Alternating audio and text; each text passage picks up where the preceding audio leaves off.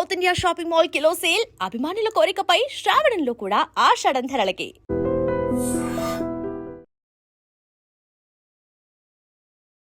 వానమ్మో వానమ్మో వానమ్మో ఒక్కసారి రావమ్మో వానమ్మ, వానల్లు కురవాలి వానదేవుడా, పంటలు పండాలి వానదేవుడా లాంటి పాటలే కాకుండా సినిమాల్లో చాలా వాన పాటలున్నాయి. ఆ విషయాన్ని కాసేపు పక్కన పెడితే పంచభూతాల్లో నీరు కూడా ఒకటి. వానలు కురవాలి, వానలు కురుస్తూనే పంటలు పండుతాయి. వానలు కురిస్తేనే భూగర్భ జలాలు మెండుగా ఉంటాయి. ఎండాకాలం నీటి ఎద్దడి రాకుండా ఉంటుంది. ప్రపంచమంతా సస్యశ్యామలంగా ఉంటుంది. సకాలంలో వర్షాలు కురిస్తే రైతులు పంటలు పండిస్తారు. వర్షాలు కురవడం వల్ల ఎన్నో లాభాలున్నాయి. వర్షం నీరు వృధా కాకుండా కాకతీయులు చెరువులు కట్టించి వర్షం నీటిని స్టోర్ చేసేదానికి నాంది వాచకం పలికారని చరిత్ర చెప్తోంది. వారం నుంచి వర్షం కురుస్తూనే ఉంది. ఆకాశానికి జలుబు చేసిందా అన్నట్టు. అసలు ఈ వానలు ఎన్ని రకాలో మీకు తెలుసా? వానకు 30 రకాల పేర్లున్నాయి. కంటికి ఎదురుగా ఉన్నది కనిపించనంత జోరుగా కురిసే వానను గాంధారి వాన అంటారు. సాయంత్రం కురిసే వానను మాపుసారి వాన అంటారు. మృగశిర కార్తెలో కురిసే వానను మీసర వాన అంటారు. తుంపర తుంపరగా పడే వానను దుబ్బురు వాన అంటారు. నేలకు కళ్ళాపు చల్లినంత కురిసే వానను సానిపి వాన అంటారు. ఇంటి చూరు నుండి ధార పడేంత వానను సూరినీళ్ల వాన అంటారు. ఒంటి మీదున్న బట్టలు తడిపేంత వాన కురిస్తే దాన్ని బట్టదుడుపు వాన అంటారు.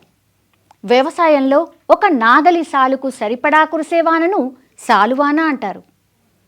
2 సాళ్లకు విత్తనాలు నాటుకునేమైన కురిసేదాన్ని ఇరువాలు సాలువాన అంటారు. పొలం బురద బురద అయ్యేట్టు కురిసే వానను మడికట్టు వాన అంటారు.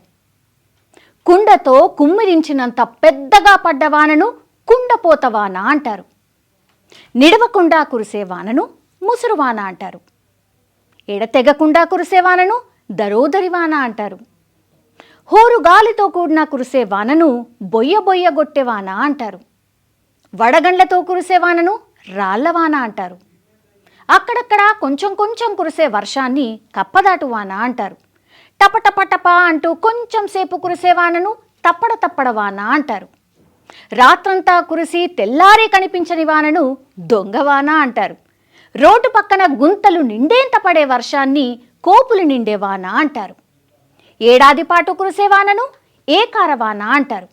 విత్తనాలకు బలమిచ్చే వానను మొదటి వాన అంటారు. భూమి తడిసేంత భారీ వానను సాలేటి వాన అంటారు. సో వానలకు ఇన్ని పేర్లున్నాయన్నమాట. అసలు ఇన్ని వానలు ఉంటాయని ఎంతమందికి తెలుసు? తెలుగు రాష్ట్రాల్లో ఇప్పుడు భారీ వర్షాలు కురుస్తాయని చెప్తోంది వాతావరణ శాఖ.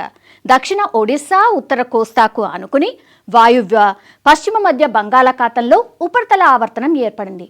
అలాగే మహారాష్ట్ర నుంచి కేరళ వరకు తీరద్రోణి, ఉత్తర కోస్తాలో శ్రీకాకుళం, దక్షిణ ఒడిశా నుంచి తూర్పు పడమర ద్రోణి వేరువేరుగా విస్తరించాయి.